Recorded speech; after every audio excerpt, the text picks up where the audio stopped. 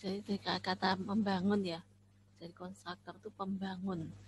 Jadi waktu kita membuat objek, sudah familiar ya membuat objek ya. Waktu kita membuat objek kan memakai kata kunci new.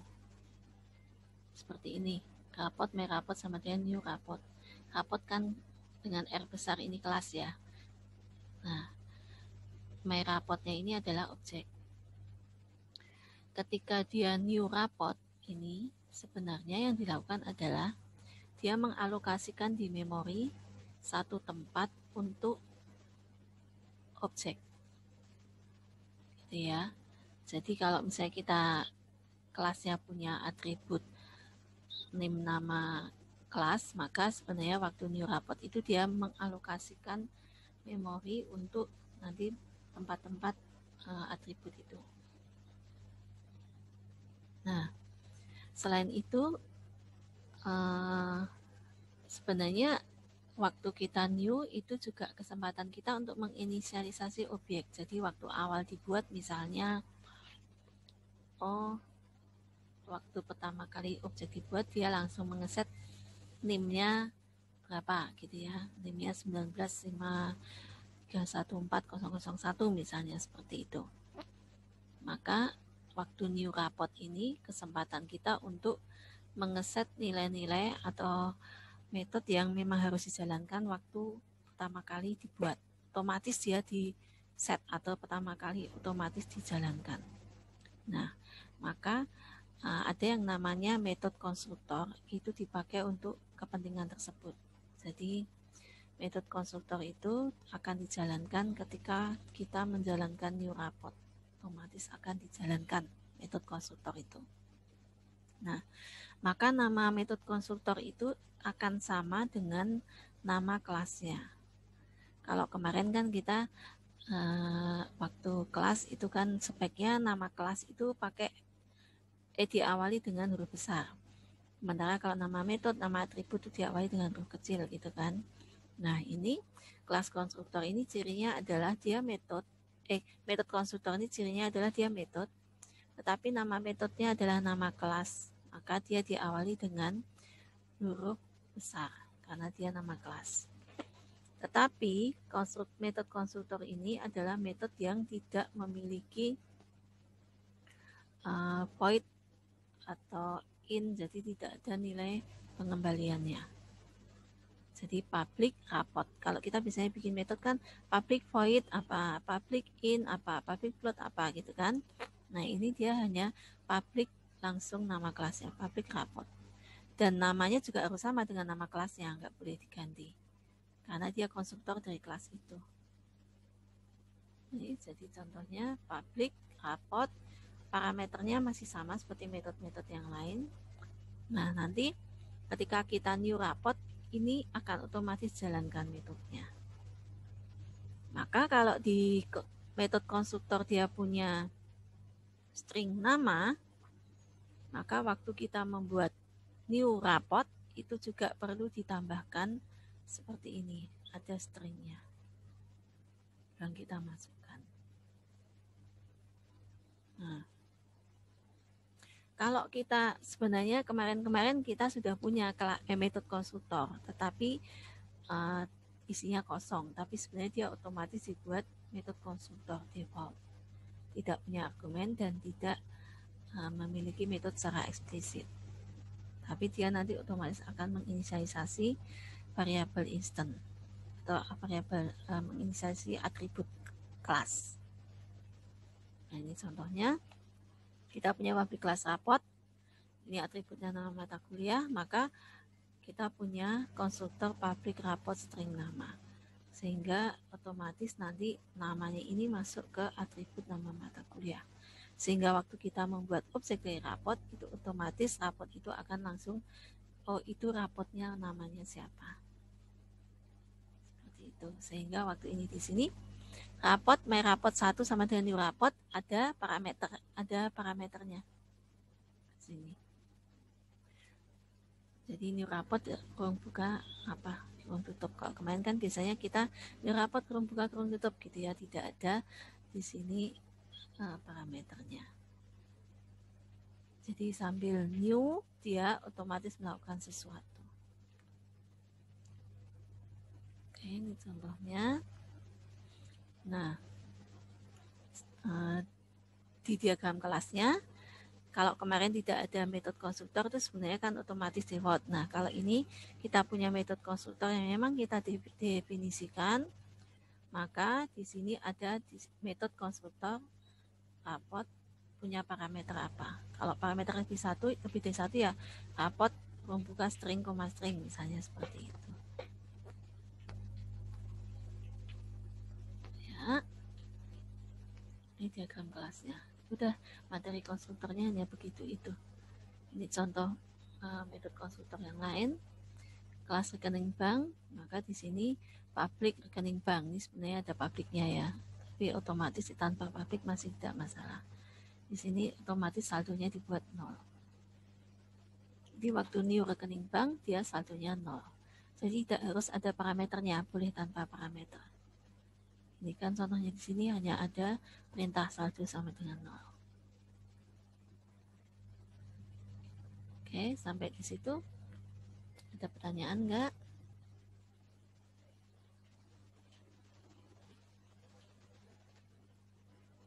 Kalau enggak lanjut. Kata kunci dis. Kemarin Anda sudah memakai kata kunci dis mestinya ya. Jadi ini hanya mengulang saja. Kata kunci dis berarti menunjuk ke dirinya sendiri, ke apa yang ada dalam objek itu. Seperti kemarin sudah saya tunjukkan. Ini kalau kita punya edge di dalam metode dengan punya edge di atribut, maka kalau kita mau menunjuk edge yang di atribut, kita butuh dis.edge. Ini ya. Nah, ini kita bisa juga menunjuk dis ini dipakai untuk menunjuk ke konstruktor. Ya. Jadi contohnya di sini dia punya konstruktor. Nah, ini sebenarnya materi agak di belakang. Sekarang yang perlu Anda ketahui bahwa metode ini bisa punya nama metode yang sama tapi parameternya beda. Itu bisa. Nah, contohnya di sini dia adalah konstruktor fraction. Ternyata konstruktor fraction ini memanggil konstruktor dis. Ini dis ini, tapi yang punya dua parameter 0,1. Jadi dis di sini, dis yang di function di public function ini sebenarnya dia memanggil konstruktor function yang punya dua parameter. Jadi waktu manggil dis 0,1 dia akan menuju ke sini. Public function 6-nya jadi 0, denomnya jadi 1. Itu. Ya, jadi konstruktor itu bisa dipanggil dengan dis. Langsung gini aja, dis aja. Ya, mungkin sekarang Anda belum terlalu banyak memakai ya. Itu yang tentang dis. Kemudian ada lagi static. Kemarin mungkin kita masih ingat ada public static void main, sempat kita bahas juga. Ini kata kunci static itu untuk mendefinisikan metode milik suatu kelas. Nah, waktu kita memanggil metode static, maka kita tidak perlu membuat instance dari kelas. Maka metode main ini kan public static void main. Ketika kita panggil metode ini, kita tidak perlu new kelas dari yang ada main-nya. Ya. Jadi ini contohnya, kalau public static void main kan jelas ya, waktu ini kita kan langsung menuju ke metode main ini.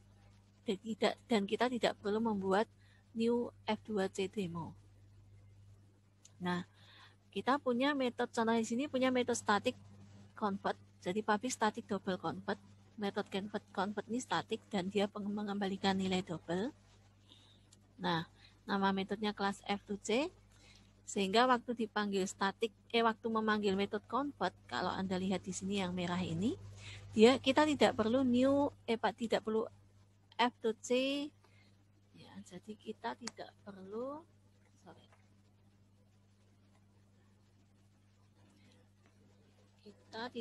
seperti ini.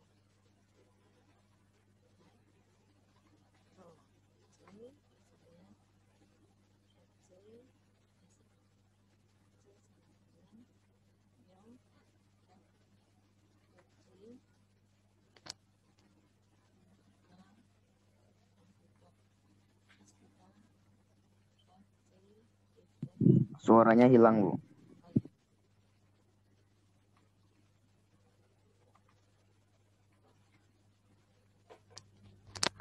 Nah, jadi kita tidak perlu seperti ini, tidak perlu membuat objek baru.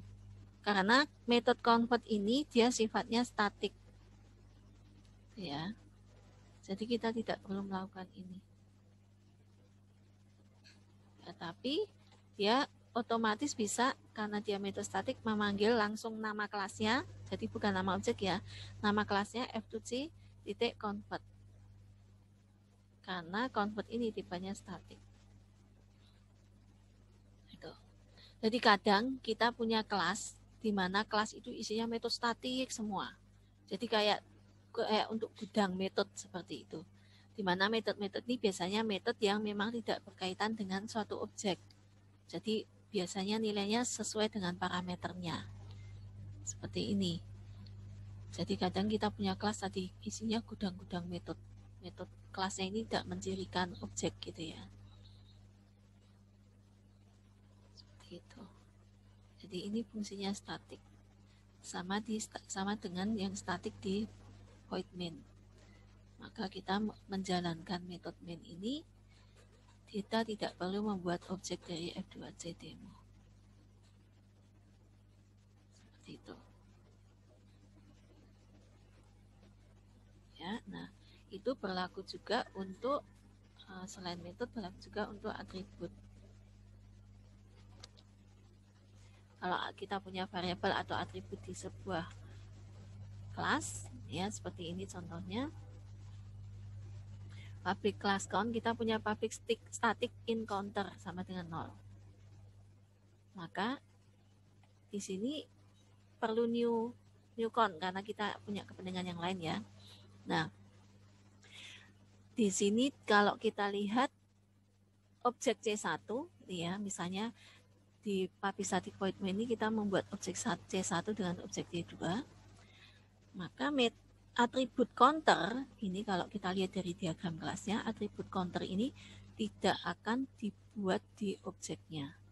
Tetapi atribut counter ini adalah milik kelas. Sehingga dia hanya punya satu atribut, satu di memori itu hanya disediakan satu counter. Beda dengan atribut yang serial number. Kalau serial number ketika kita buat objek C1, maka di C1 ini serial number ya serial number milik C1. Sementara di C2 serial numbernya milik C2. Tidak saling berkaitan.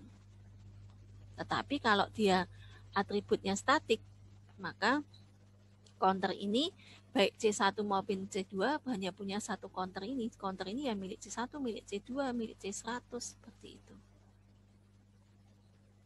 Ya, maka kalau kita lihat di sini waktu count C1 sama dengan new count, C1 get serial number, maka C1-nya ini dia adalah misalnya di sini nilainya 1, maka dia akan bernilai 1.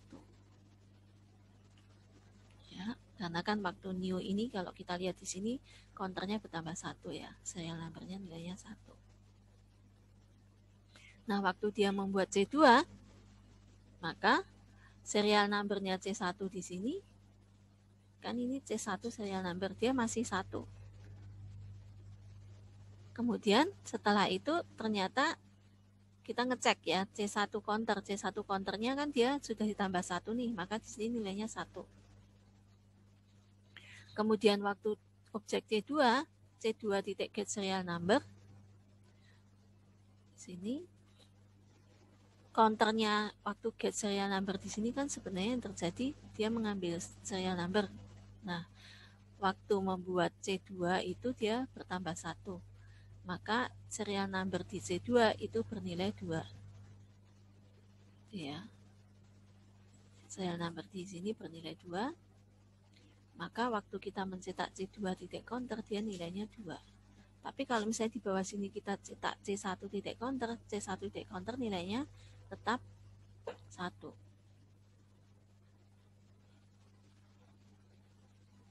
Jelas nggak?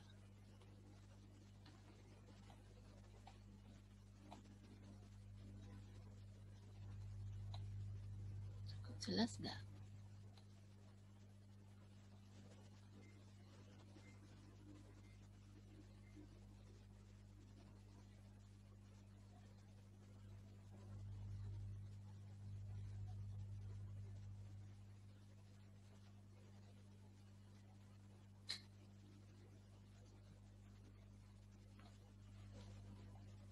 bingung ya.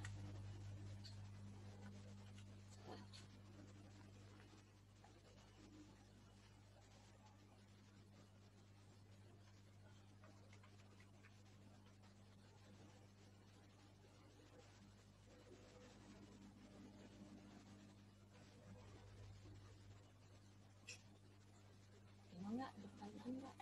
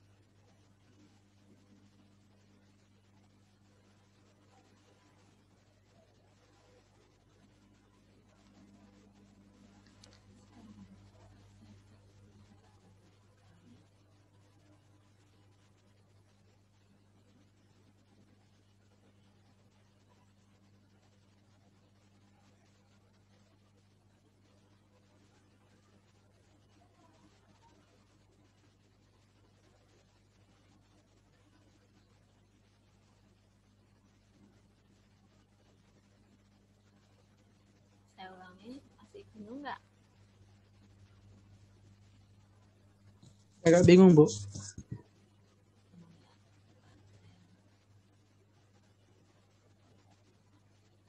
Ya, cari contoh programnya juga. Kalau nggak ya saya harus ketik lagi nih dari awal.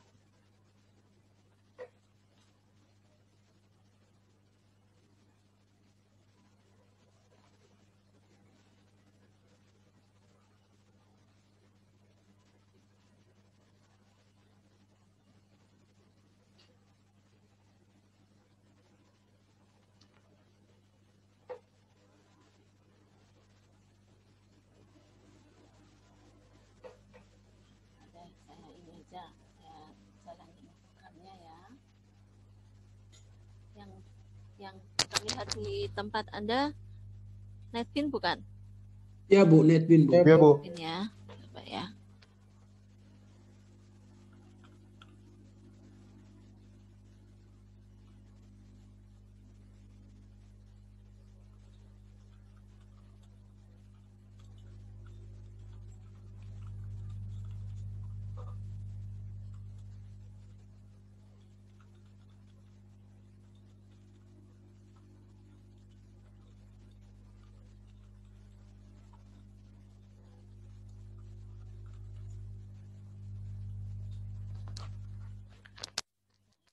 Ini kita bisa bikin konstruktor. Mana ya?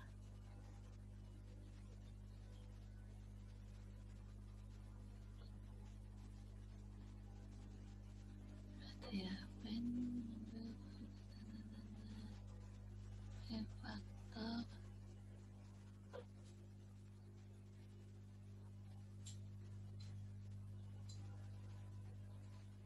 Lihat ya.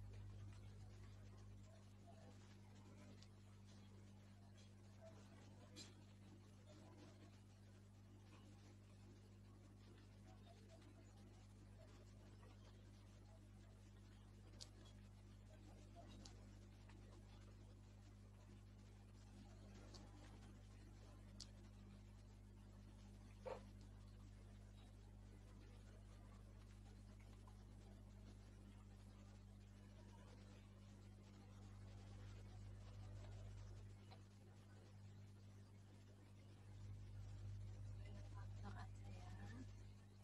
Ticketnya.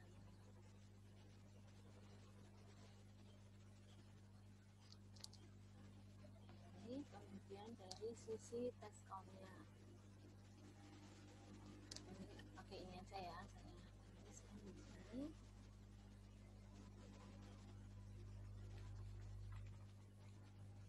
misalkan C1 sama dengan new count.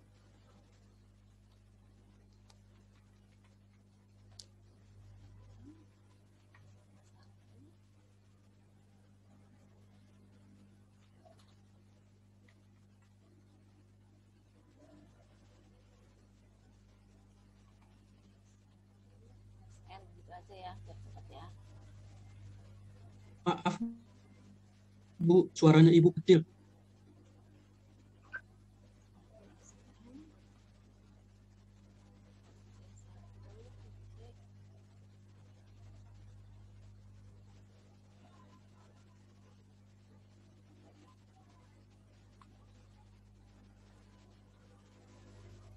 Nah, ini kalau kita jalankan,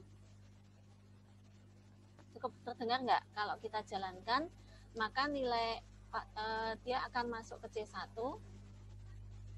Masuk ke C1 kan di dalam sini konstruktornya dia counter plus-plus. Jadi counternya sekarang bernilai 1. Ya kan? Serial numbernya bernilai 1. Maka C1 itu serial numbernya adalah 1. Oke. Jadi waktu dicetak di sini C1 SN itu bernilai 1. Ya, jadi C1 itu dia serial numbernya adalah 1. Kemudian nah ini serial numbernya 1. Kemudian kalau kita membuat objek baru, objeknya C2, kan nggak mungkin sama tuh objeknya, maka dia akan otomatis menjadi 2 karena sekarang posisinya counter kan sudah 1 kan, terakhir kan posisi counternya 1, maka di sini C2-nya akan bernilai 2 waktu di sini.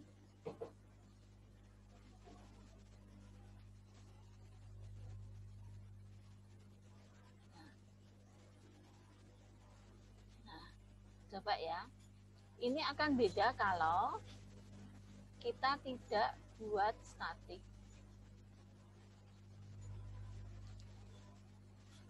Jadi nanti setiap objek itu akan memiliki counter sendiri-sendiri.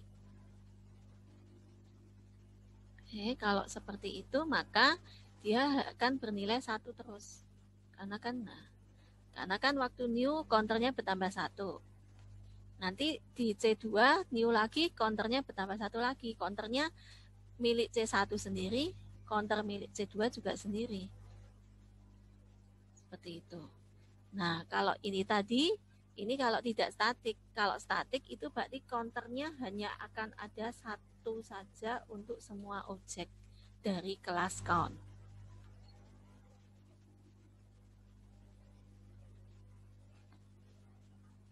Jelas nggak?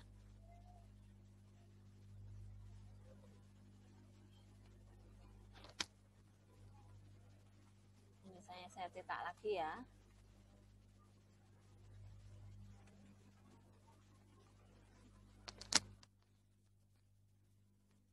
Ini saya contohkan